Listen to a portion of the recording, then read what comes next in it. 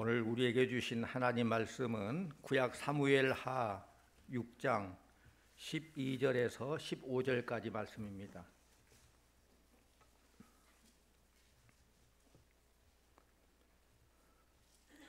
어떤 사람이 다윗 왕에게 아뢰어 이르되 여호와께서 하나님의 궤로 말미암아 오베데돔의 집과 그의 모든 소유에 복을 주셨다 한지라. 다윗이 가서 하나님의 궤를 기쁨으로 메고 오베데돔의 집에서 다윗 성으로 올라갈새 여호와의 궤를 맨 사람들이 6걸음을 가매 다윗이 소와 살찐 송아지로 제사를 드리고 다윗이 여호와 앞에서 힘을 다하여 춤을 추는데 그때 다윗이 배 에봇을 입었더라. 다윗과 온 이스라엘 족속이 즐거이 환호하며 나팔을 불고 여호와의 궤를 메어 오니라. 아멘. 이 시간 할렐루야 찬양대에 찬양이 있겠습니다.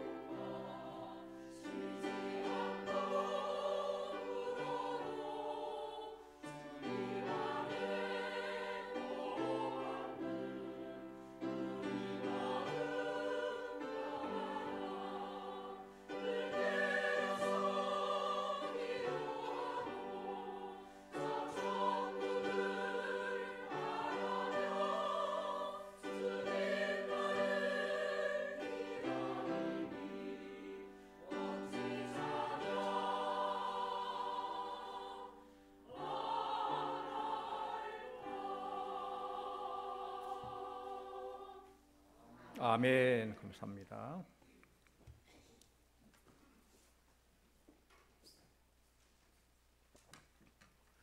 우리 성도들이 신앙생활 하는 것을 보면은 신앙생활을 아주 열심히 하는 사람도 있고 좀 열심히 덜한 사람도 있습니다. 여러분 어떤 상태인가요? 물론 열심히 하면서도 나는 좀 열심히 하지 못해 라고 생각하는 사람도 있겠고 어느 정도 하면서도 나는 열심히 잘하고 있지 라고 생각하는 사람도 있을 것입니다. 어떻든 자기에게 주어진 일에 최선을 다하는 것은 참 아름답죠. 그 일이 누가 알아주는 일이건 알아주지 않는 일이건 그것을 맡아 열심히 한다는 것은 참 아름답습니다. 그런데 인간의 열심 자체가 복을 받는 조건이 아니다는 것을 오늘 말씀을 통해서 우리가 발견할 수 있습니다. 원래 여호와의 궤를 옮길 때에는 고라 자손이 어깨에 메고 여호와의 궤를 옮겨야 돼요. 그런데 자기의 편리에 따라서 수레에다 언약궤를 싣고 옮겼는데 소가 뛰기 때문에 벗개가 곧 떨어지려고 해요. 이때 옆에 있던 우사가 그 벗개를 확 붙들었어요. 떨어지지 않도록. 잘한 일이에요? 못한 일이에요? 우사의 입장에서는 참 그 열심이고 잘한 일이에요. 자기 생각에는. 그런데 하나님 말씀에 순종하는 것이 아니에요. 법궤는 그렇게 하는 거 아니에요. 그렇기 때문에 하나님께서 그 우사의 그 열심을 인정하지 않고 우사가 그 자리에서 즉사하게 됩니다. 많은 사람들은 생각하기를 자기의 종교적인 열심이 하나님을 감동하게 하고 그 결과로 복이 주어진다라고 착각하게 되죠. 잘못된 생각, 잘못된 열심이에요. 그것은. 이런 착각을 일깨워주는 것이 오늘 본문의 배경이 되는 우사의 죽음 사건이고 오늘 본문의 말씀에 나온 오벳에돔의 집에 복을 받는 사건이에요. 우사의 죽음을 본 다윗은 여호와의 궤를 다윗성으로 옮겨가는 것이 두려웠습니다. 우사가 법궤를 잡다가 죽었기 때문에 잘못하다가 큰일이 날 것 같아요. 그래서 가드 사람 오벳에돔의 집으로 임시로 옮겼습니다. 가드라고 하면 생각나는 사람이 있죠. 블레셋 장군 골리앗의 출생지가 가드예요. 그러니까 블레셋 골리앗 이방인이죠. 가드라는 곳은 이방 땅이에요. 그런데 오벳에돔은 가드 사람 오벳에돔이에요. 그러니까 오벳에돔은 이방인이란 말이에요. 이방인이 어떤 이유에서인지 이스라엘 지역에 거주하고 있는지 알 수 없지만은 어쨌든 오벳에돔은 이스라엘 사람으로부터 환영받지 못하고 좀 무시당하고 그런 멸시를 받는 그런 생활을 했을 것입니다. 이렇게 볼 때 여호와의 궤가 오벳에돔의 집에 옮겼다는 것은 어쨌든 이스라엘 사람들은 여호와의 궤를 자기 집으로 옮기는 것을 두려워했기 때문에 이스라엘 땅에 산 이방인인 오벳에돔의 집, 물론 자기 집으로 옮기는 것을 원치 않았겠지만은 어떻든 이방인으로서 그걸 거절하기 힘들었을 거예요. 그래서 마지못해 그렇게 했을 것 같아요. 여호와의 궤를 오벳에돔의 집에 옮겨 놓은 후에 이스라엘 사람들은 두려워하면서 조마조마했겠죠. 이제 오벳에돔의 집에 무슨 일이 일어날까? 재앙이 이루어지지 않을까? 그런데 그 결과는 어떻습니까? 결과는 반대예요.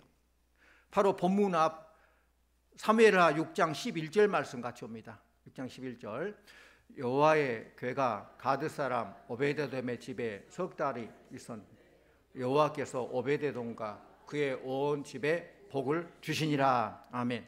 그 결과가 이스라엘 사람들이 생각하는 것과는 정반대로 복이 주어졌다는 거예요. 오벳에돔은 이방인이었고 또 그가 여호와의 궤를 위해서 무슨 좋은 일을 한 것 아닙니다. 궤가 그 집에 석 달이 있었을 뿐인데 하나님이 복을 주신 것입니다. 여호와의 궤가 오벳에돔의 집에 옮겨온 것은 오벳에돔의 의도가 아니었습니다. 이스라엘이 모시기를 거부할 때에 오벳에돔이 나서서 내가 모시겠다라고 자청한 것도 아닙니다. 다윗이 일방적으로 오벳에돔의 집으로 매간 것인데 그럼에도 그 집에 복이 주어졌다는 거예요. 말 그대로 아무것도 한 것이 없는데 더군다나 저주의 대상이라 여겨졌던 이방인의 집이 복을 받은 것입니다. 이것이 본문 바로 앞에 있는 우사의 죽음과는 대조되는 사건입니다. 우사는 인간의 열심을 보여줬는데도 결과는 심판이었고 오벳에돔은 열심은커녕 하나님을 위해 아무것도 한 것이 없는데도 결과는 축복입니다. 예수 믿는 사람들의 신앙에 있어서 가장 큰 문제점은 믿음의 결과로 어떤 보상이 주어지기를 기대하는 것입니다. 그 믿음의 결과가 복이 주어질 것을 기대하고 내가 예수를 믿음으로 하는 일이 잘 돼야 되고 세상적인 보상이 따라야 된다고 생각합니다. 예수 믿지 않는 사람보다 무언가 잘 되어야지 이것이 곧 신앙의 자존심이라고 생각합니다. 내가 열심히 일했으니까 복을 받을 것이라고 기대하는 것, 이건 어떻게 보면은 참 틀린 건 아니죠. 그러나 결국 그 일은 내가 어떤 일을 했기 때문에 복을 받을 것이라. 내가 하나님 일을 했기 때문에 복을 받을, 그것은 하나님을 위해 일한 것이 아니라 내가 복받기 위해 일한 것이에요. 그건 나를 위한 것이죠. 결국 따지고 보면은 하나님의 사랑 때문에 하나님 위해 행한 것이라면은 나의 이익과 상관없이 내가 주의 일을 하면서 십자가를 지고 손해가 나고 핍박을 받고 마이너스가 된다 할지라도 하나님의 영광을 나타내는 것, 이것이 곧 하나님 위해서 일할 수 있는 우선이 되는 것이죠. 우사의 열심에 대한 하나님의 진노, 아무것도 한 것이 없는 오베데돔의 집에 대한 하나님의 복, 이 모두는 인간의 복과 저주는 인간의 생각, 인간의 상식이 맞는 거 아니라는 것을 우리에게 말씀해 주고 있는 거예요. 다윗 역시 우사의 죽음을 보고 겁을 먹었겠죠. 그리고 법궤를 다윗성으로 옮기는 것을 주저했습니다. 내가 하나님 위해서 이렇게 열심히 일했는데 왜 이런 일을 합니까? 우리도 그렇잖아요. 내가 하나님 위해서 이렇게 일했는데 나에게 왜 이런 어려움이 있습니까? 우리들과 별반 차이 없는 그런 생각이죠. 이러한 상황에서 오베데돔의 집에 복이 주어졌다, 이 소식을 들은 다윗이 생각이 바뀌어졌어요. 12절 말씀 같이 봅니다. 12절, 어떤 사람이 다윗 왕에게 아뢰어 이르되 여호와께서 하나님의 괴로 말미암아 오벳에돔의 집과 그의 모든 소유에 복을 주셨다 한지라. 다윗이 가서 괴를 기쁨으로 메고 오벳에돔의 집에서 다윗 성으로 올라갈세. 다윗의 생각이 왜 바뀌게 되었습니까? 왜 바뀌게 됐어요? 다윗은 여호와의 괴로 인해서 오베데돔의 집에 복이 주어졌다는 것에서 복은 결국 인간의 열심이나 인간의 어떤 행위에서 주어진 것이 아님을 깨달았다는 거예요. 그러므로 복을 받기 위해서 인간이 해야 될, 보태야 될 그런 행위는 전혀 없다는 것입니다. 복이 무작정 아무렇게나 주어진 거 아니라 여호와의 괴와 관련이 되어 있어요. 오베데돔이 바로 그것을 보여주는 것입니다. 오베데돔은 분명히 복을 받을 어떤 조건이 전혀 없는 자인데 여호와의 괴가 함께한다는 것 때문에 복을 받습니다. 우리 인간의 열심, 봉사, 노력이 더해야 복이 주어진 것 아니라는 거예요. 다윗은 오베데돔을 통해서 이것을 깨달았습니다. 나아가서 어깨에 매어 운반해야 된 괴를 새 술에 이렇게 운반하는 것은 바로 이거 잘못되었다. 자신의 방법, 자신의 열심으로 하나님을 잘 모셔보겠다는 그 발상 자체가 악한 것이라는 것을 깨닫게 되자 여호와 괴를 오베데돔의 집에서 다윗 성으로 옮기는데 이제는 하나님께서 말씀하신 대로 어깨에 메고 정말 조심조심해서 옮기게 되었다는 것입니다.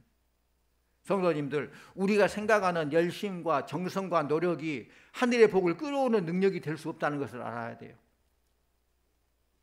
인간의 행함과 상관없이 주어지는 것이 복이기 때문에 복 받는 자의 특징은 자신의 모든 것이 하나님의 은혜라는 고백밖에 없어요. 하나님의 은혜입니다. 내가 이걸 했기 때문에 복을 주십시오. 그게 아니라 하나님의 은혜라는 거예요. 무엇 하나 자신의 열심으로 되어지는 것이 아니기 때문에 자연히 은혜에 대한 고백만 있을 뿐 다른 사람과 비교하지도 않습니다. 경쟁하지도 않습니다. 저주받을 오베데돔의 집이 여호와의 언약궤로 인해서 복이 주셨다는 걸 생각하시기 바랍니다. 이것을 안다면은 저주받을 우리 인간이 십자가의 은혜로 복이 주어지게 됨을 깨닫게 될 것이고 그것으로 기쁨을 얻게 될 것입니다. 이것을 믿는 것이 신앙인 줄로 믿습니다. 오직 십자가의 은혜이죠. 공로가 아닙니다. 행위가 아닙니다. 여러분, 지금까지 여러분 일평생 살아오면서 가장 기뻤던 일이 뭡니까? 한번 생각해 보세요. 여러 가지 대답이 나올 것입니다. 시험에 합격했을 때, 승진했을 때, 결혼했을 때, 자식 낳았을 때, 또 돈 많이 벌었을 때, 운동선수 같은 금메달 땄을 때, 여러 가지 많은 기쁠 때가 있을 것입니다. 여러분은 언제 기뻤습니까? 그렇다면 오늘 본문에 나온 다윗은 언제 가장 기뻤을까요? 물론 직접 물어볼 수 없지만 우리가 상상해 볼 수 있어요. 골리앗 장군을 싸워 이겼을 때일까요? 왕으로 등극했을 때일까요? 물론 매 순간순간 참 기뻤을 것입니다.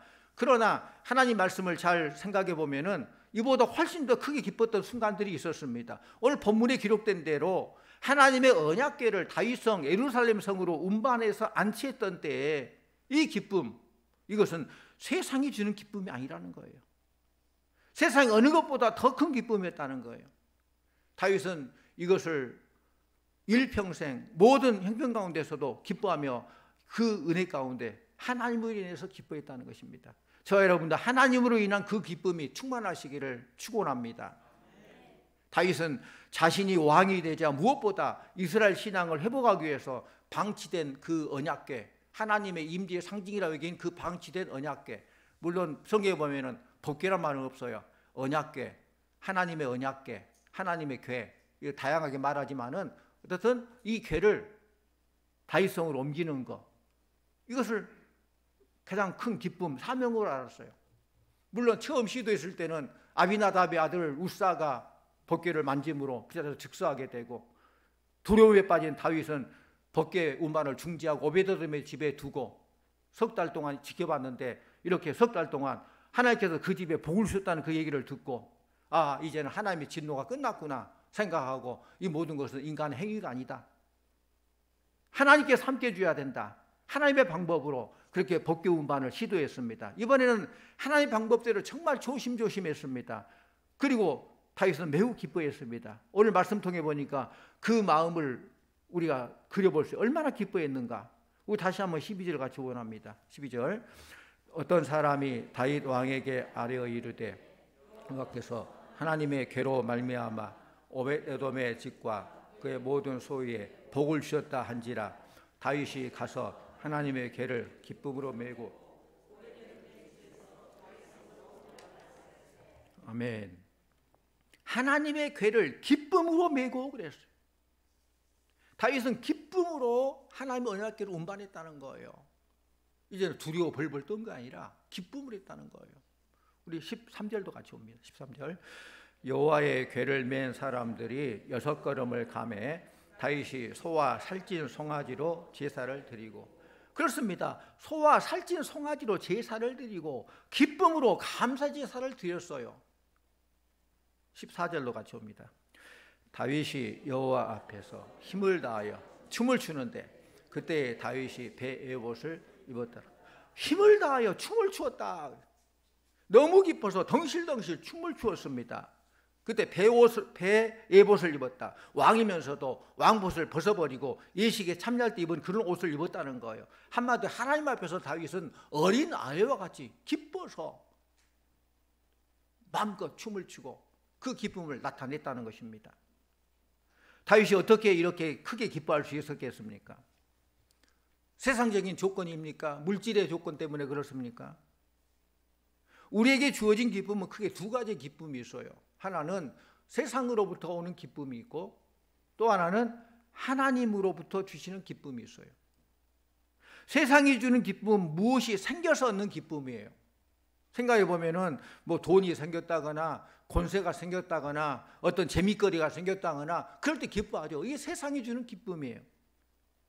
그런데 이런 것들은 다분히 조건적입니다. 상대적입니다. 일시적입니다. 가변적입니다.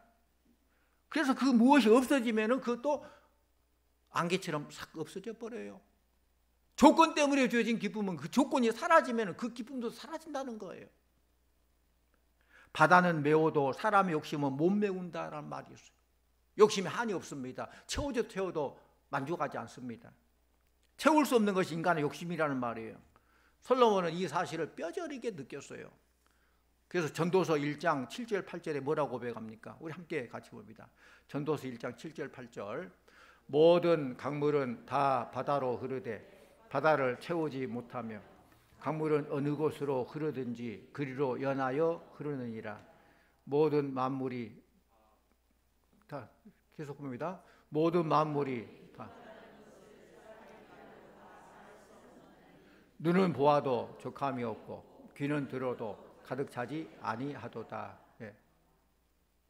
강물이 바다로 흐르는데 우리 생각이 강물이 바다가 넘어가지고 나중에는 채울 바다가 없는 것 같은데 흘러들어도 바다는 그대로죠.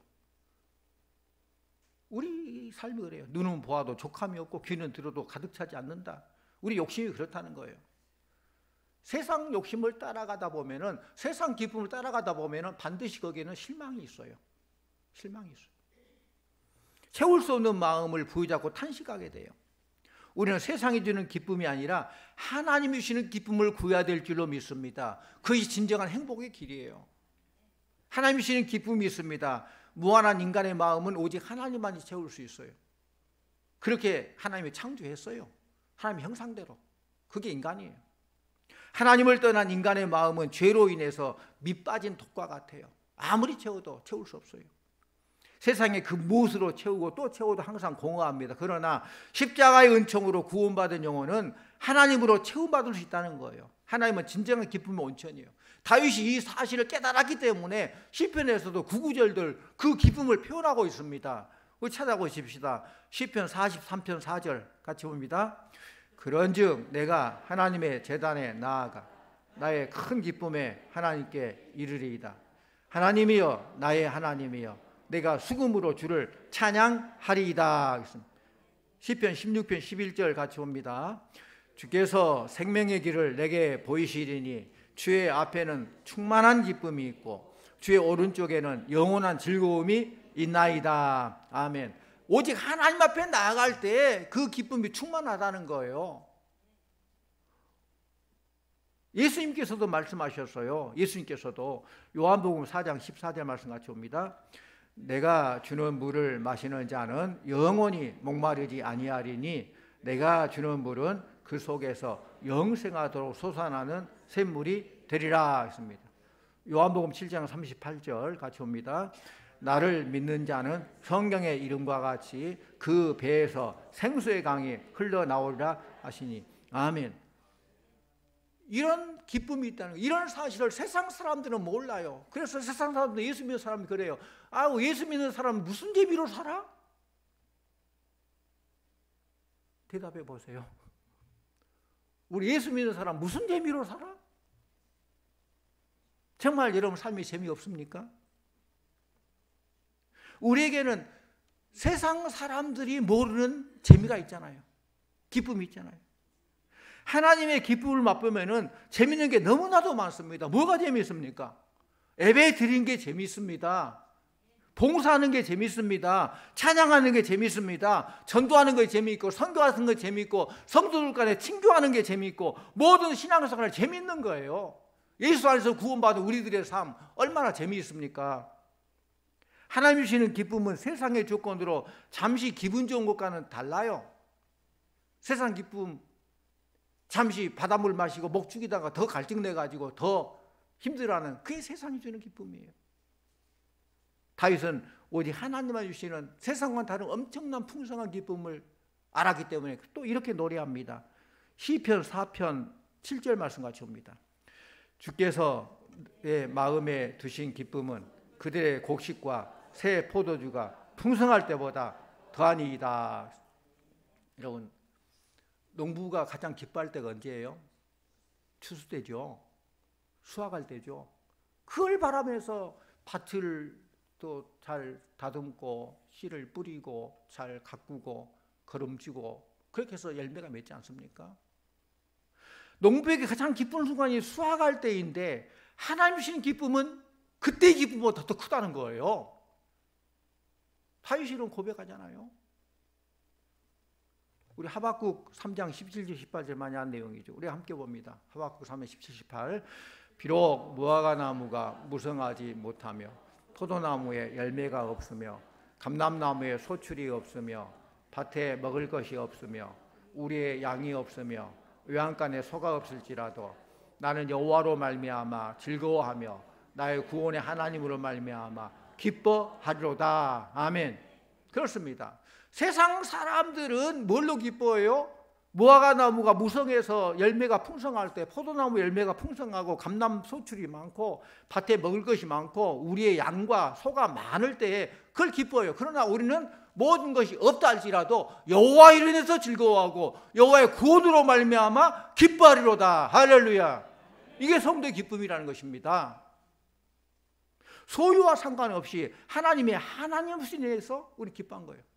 하나님이 나의 하나님을 기뻐하는 거예요. 사도 바울이 많은 고난을 겪으면서도 그가 모든 것을 극복할 수 있었던 것은 하나님 주시는 그런 위로, 그런 신령한 그런 기쁨이 있었기 때문에 그래요. 그래서 고린도후서 1장 5절에 보면은 그리스도의 고난이 우리에게 넘친 것 같이 우리가 받은 위로도 그리스도로 말미암아 넘치는도다 그랬어요. 하나님이 주시는 위로와 신령한 기쁨이 있기 때문에 그는 끝까지 승리할 수 있었습니다. 예수님의 말씀처럼 그 기쁨은 절대로 세상이 뺏어가지 못한다는 거예요. 빼앗길 수 없는 그런 기쁨이에요. 요한복음 16장 22절 말씀 같이 옵니다. 요한복음 16장 22절. 지금은 너희가 근심하나 내가 다시 너희를 보리니 너희 마음이 기쁠 것이요 너희 기쁨을 빼앗을 자가 없으리라. 그렇습니다. 예수님께서 말씀하신 것처럼 그 기쁨은 절대로 빼앗기지 않는 완전한 기쁨이에요. 너희 기쁨을 빼앗을 자가 없으리라 했어요. 다윗은 오직 하나님 한 분만으로 만족했습니다. 사랑하는 성도님들, 하나님 한 분만으로 만족하시기를 바랍니다. 다윗은 그 놀라운 기쁨을 맛봤기 때문에 여호와 언약궤를 예루살렘으로 운반할 때 하나님을 모시는 심정으로 그처럼 기뻐했다는 거예요. 우리가 하나님 앞에서는 다 어린 아이와 같아요. 세상 조건, 세상 소유, 세상 모든 계급장 다 내려놔야 돼요. 하나님 앞에 어린 아이와 같이 순수한 마음으로 하나님을 하나님으로 인해서 기뻐하고 하나님께 영광 돌리고 감사해야 돼요. 그럴 때 하나님 기뻐하신다는 거예요. 하나님으로 인해서 신령한 기쁨을 맛본 사람은 시키지 않아도 그렇게 합니다. 세상 것들이 별거 아님을 몸소 체험했기 때문에 그렇죠. 근데 오늘 본문은 아니지만 본문 바로 뒤에 보면은 참 안타까운 얘기가 나와요. 그것을 본 미갈이 이 다윗 왕인데 채통 없이 막 춤을 추고 그러니까 그걸 업신여겨요. 그런 실수를 하게 됩니다. 이것은 다윗 일 개인만 무시한 게 아니라 하나님을 무시한 행위입니다. 우리 하나님 앞에 1대1 관계 속에서 내가 하나님의 은혜 받은 것 아멘으로 순종하고 하나님께 기뻐 영광 돌리고 하나님과 관계 그런 것들인데 옆에서 보고 뭐 그렇게 꼭 크게 아멘 해야 돼? 꼭 그렇게 막 모션하면서 춤추고 그렇게 해야 돼? 그건 하나님을 무시하는 거예요. 부부라도 부모 자식 간이라도 가족 친구라도 그럴 수 있습니다. 직접 체험하고 맛보기 전에는 모르는 거예요. 신앙은 맛봐야 하는 거예요. 여러분은 과연 무엇으로 기뻐하십니까? 세상 것으로 기뻐하십니까? 물론 세상 조건이나 환경들이 우리에게 필요합니다. 그런 복도 누려야 됩니다. 그러나 그것으로 기뻐하려고 한다면 반드시 실망하게 된다는 것을 기억하시기를 바랍니다. 이런 것들은 날씨와 같아요. 금방 흐렸다 금방 갰다는 것처럼 금방 있다 없어졌다 그래요. 세상 것들은. 그렇다고 우리도 기쁨이 있다 없다 그럴 거예요? 다윗처럼 오직 하나님 한 분만으로 기뻐하시고 그분만을 찬양하시고 그 기쁨으로 어떤 형편에서도 승리하는 하나님 주시는 그 기쁨이 세상 주는 그 기쁨을 다 채우고도 남는 그런 우리 성도님들 다 되시기를 간절히 축원합니다. 기도하십시오. 아버지 하나님, 나 같은 죄인 살리시기 위해서 예수의 십자가를 통해서 구원시켜 주시고 그 크신 사랑 은혜를 받게 하심을 감사드립니다. 천국 백성 삼아주시고 자녀 삼아주신 거 감사드립니다.